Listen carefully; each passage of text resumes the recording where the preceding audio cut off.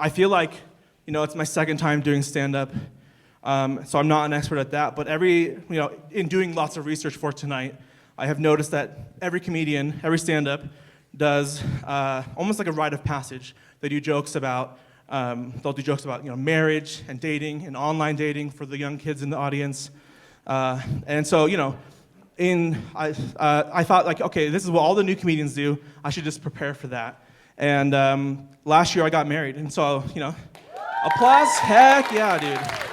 Give it up for marriage. That's pretty good, I guess. It'd be weird not to boo it or something.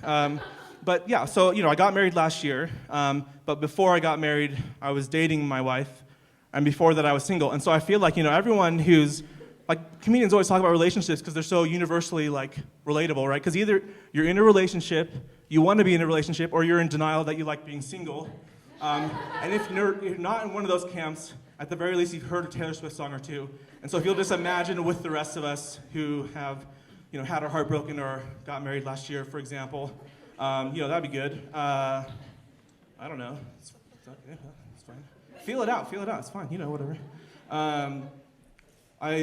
It's been really good. Okay, so I've been very happily married since last year, and so I think it's funny to talk about like online dating and stuff because in the last 10 years, online dating and marriage, right? I'm not an expert because in the last 10 years I've done one of those things, and so I thought that I would come here tonight and tell you about online dating, I guess. Because every comedian does, and I want to be a comedian apparently tonight. I don't know. One of my friends was like, is this a thing you're trying to pursue, or is this for fun? And I said, uh-huh. And so I appreciate the laughs, thank you. Just laugh extra loud for her. She's in the back somewhere, shaking her head probably. I won't say any names, Abigail. Sorry. Okay. But before I was dating the person that I'm now married to, before I was dating my wife, we would sometimes debate a topic. And so we would debate online dating, and I think it's funny because we would go to like an activity with a bunch of young single people, and she would say, "Look at all my single friends; they all love online dating." And she'd say, "You tell them, you like online dating. Tell them how great it is." And I was like, "Okay, well, I've never tried it." And she's trying to use anecdotes of all my friends as evidence of why I should try online dating. And I was like, if it's working so well, like, why are we all here? Because like we're right? That's my point. Exactly. Thank you. Yeah. Like you're here, I'm here. What's the difference? I saved some money not paying for someone else's dinner, I guess, whatever.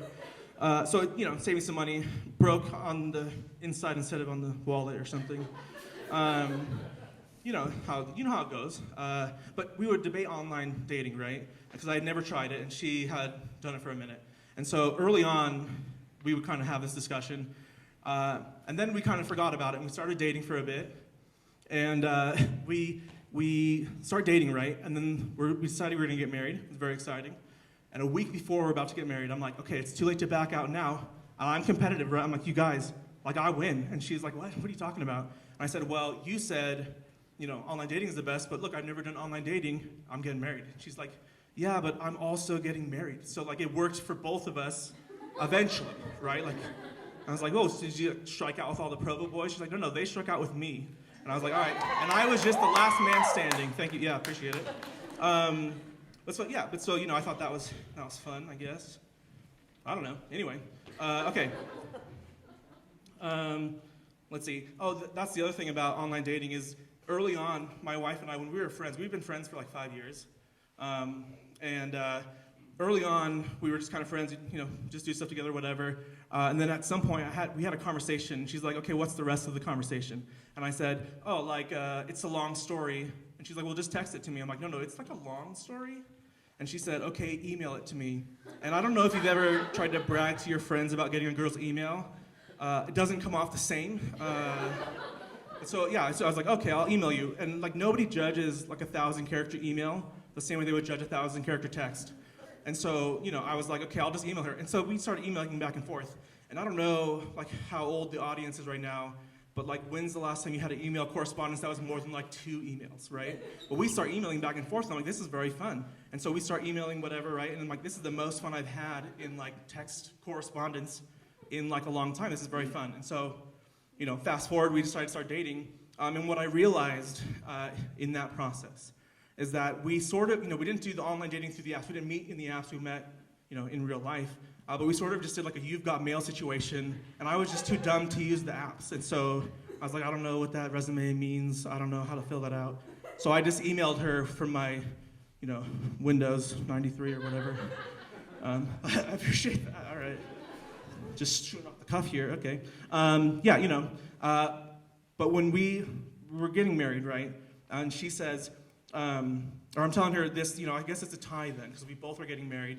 That's fair. Your strategy worked in a way. My strategy worked in a way, right? But I was like, okay, but hang on, but I kind of win. And I said, because when we started dating, you stopped using the dating apps, right? So in a way, and she's like, well, and she hesitated, I'll be honest, more than I thought she should have. And she's like, it took a bit, I don't know. And I was like, well, what? Because of course, you would wait to delete it when you first start dating a guy. You wouldn't just want to you're dating a guy for 2 minutes and then you're like, actually, you know what? No. And then you're like, okay, shoot, I just deleted my app. Now I got to remake my, my character profile, whatever. And so it makes sense that you would keep it, but I did not know that because I was not on the online dating scene. I had not been rejected and had to re-approach online dating. And these are all the things that didn't work last time, let me try again. You know what I mean? And so I was like, all right, it took a bit. And I told my wife, I was like, if I ever do a stand-up special, that's the title, is it took a bit. And so I appreciate that you laughed at that because I think she would enjoy that, but not as much as you just did, so I appreciate that. Anyway, the point is, I don't do a lot of dating anymore, which is good because I'm married, so appreciate that. And the other thing, so my wife and I, we got married in the Provo City Center Temple, which, yeah, absolutely, yeah. It's a beautiful temple.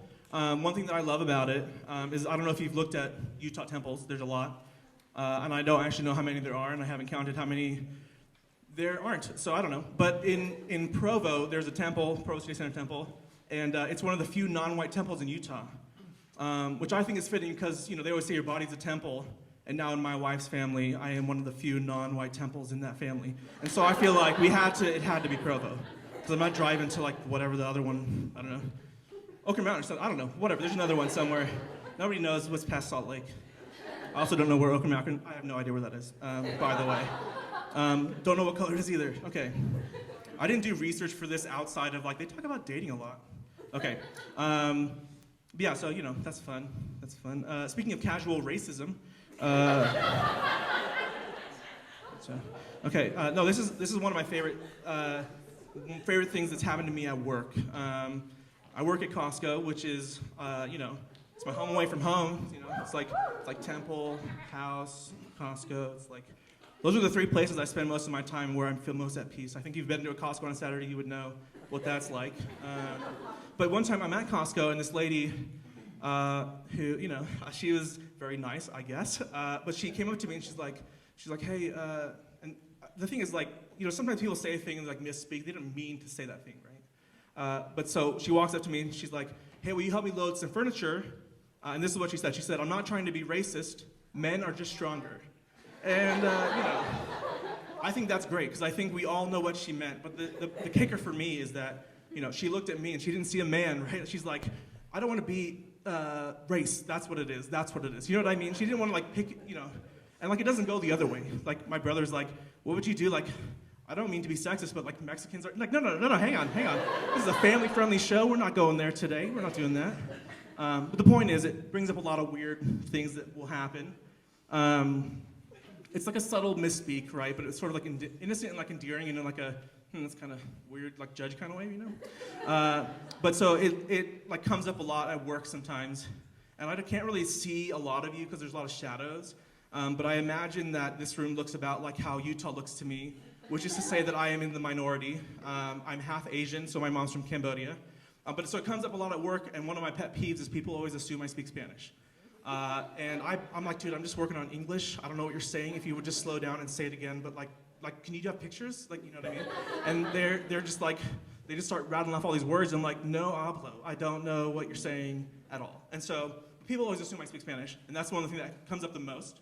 But the other thing is it just will come up randomly. And the example that I think is sort of most recently on my mind is this guy.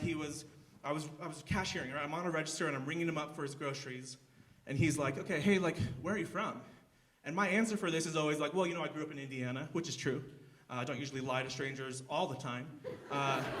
which you would never know. I'm up here with the mic, you don't know. But yeah, that's true. And so I told him, I from Indiana. He's like, yeah, but where are you from? And I was like, oh, okay, fair. I was born in Utah, but I grew up in Indiana. Well, I got loud. I was born in Utah, so I guess that's fair. Where are you from? And he's like, yeah, but where are your people from? And the thing is, what I do in these situations is I just play dumb. Like, I don't know what you mean, sir. I'm from Utah. I was born and raised. And he's like, yeah, but come on. Anyway, so eventually I I'm like, fine. I sort of felt sorry enough that I said, okay, my mom's from Cambodia. And he's like, aha, I knew it. And I was like, all right. But he's like, sometimes I'm usually really good at guessing because I can always tell. And I was like, I don't know if you know what always means. He was not even close. He couldn't get there. But it happens all the time is the point. And so I think the funny thing for me is when my wife and I were dating, these are the types of jokes that this is where I am at in my life, right? And so I think there are things that she did not necessarily know that she was getting herself into, And so I think it's not like a huge culture shock, right? I was born in America, and so every weird thing I do is it's in English. You know what I mean? It's just all American weird things mostly, but there are some differences, I guess. And so I just shout out to my wife who has been put up with this, and so you guys just check me out. Thank you. I only invited her because she laughs at 90% of my jokes, so 99. Okay, let's see. Okay, there's a couple things left that we're gonna do. I'm gonna go a couple more minutes. Okay, there is a thing that sometimes happens in your life. Maybe some of I see some beautiful people who probably don't know what it's like for the rest of us. But when I got married, I was like, oh my gosh, I'm so relieved and so happy, right? Because I was a cute kid, and if you've seen pictures of me as a kid, you would probably agree, man, that was a cute little kid. But the problem is, at some point you realize, maybe you're not a Hollywood looker, okay? And don't challenge that yet, okay? But the reason I know this, in the time of my life that I learned this is when I was 10, okay? And 10 is a young age to be told some hard truths like this. But my mom used to cut my hair, which is super cool among, your friends or whatever. But so she's cutting my hair. She's puts the clippers, goes like this, bzz, and then stops. And she goes, okay, you have two options.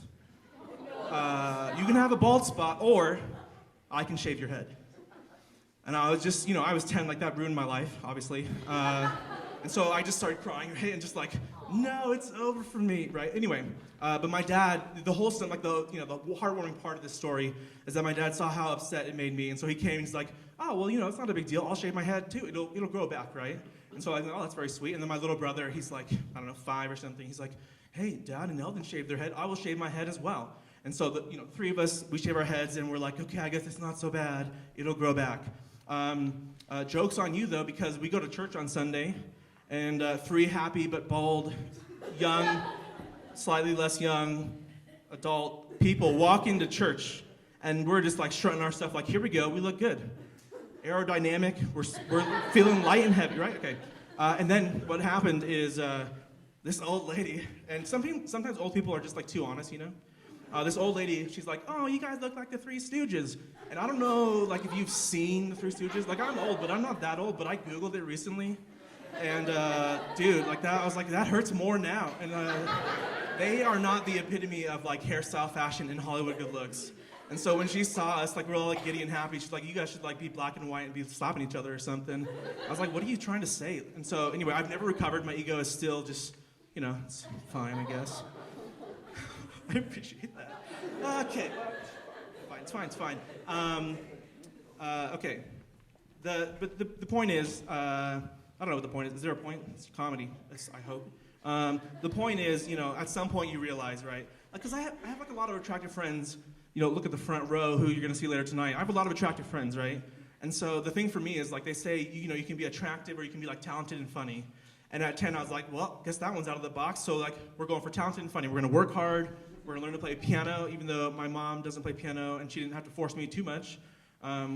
That's a joke about being raised Asian. It's like some of you don't get that joke. It's okay. But the point is, like, I was like, I gotta work hard now because I don't have the Hollywood looks to like safety net me into having friends and being popular. I gotta like be cool and funny, and then maybe they will like me. And so this is why you are all here tonight. Is to get back at that old lady at church who called me a Three Stooge.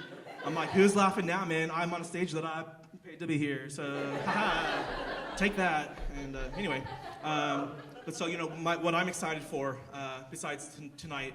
And being able to get off the stage. What I'm excited for is I'm excited for when me and all my attractive friends, we get older. And then their looks start to fail them. And I'm like, I still got all my friends, dude. I worked for this. I earned this. Like, in your face, dude. You're going to be like, oh, man, no one likes me anymore when they can't like, okay, whatever. The point is, don't fantasize. It's fine. Whatever. It's fine. Thank you. My name is Elden. And, okay, this is one last thing before I read this name. And tall, wow. That's my mom, you guys. She is so proud of me. Because she is not tall. She is not tall. Thank you, yeah. Okay, but so because I'm feeling I gotta work harder, is I will try jokes at work, And if you've worked at Costco, there are jokes that you just hear like 1,000 times a day. But so I'll think of a new jokes every now and then. And so, whatever, it's fine. But this kid the other day, he's like, oh, Elden, that's kind of an interesting name. Have you ever played Elden Ring? Which is like a weird question. But it's spelled the same way that my name's spelled, and I guess it's, popular for the kids these days, or I don't know, whatever. But he's like, oh, have you ever played Elden Ring? And I was like, nah, dude, I lived it, and I flashed my wedding ring. And I thought it was, like, really funny, and he thought it was just like, all right, he just kind of rolled his eyes, like, whatever, dude. And I think I'm starting to sense a trend, like maybe other people might not think it's as funny as I think it is, based on that reaction. It's fine. Oh, all right, that hurts a little bit. No, it's okay, I'm just kidding. Feel free to laugh.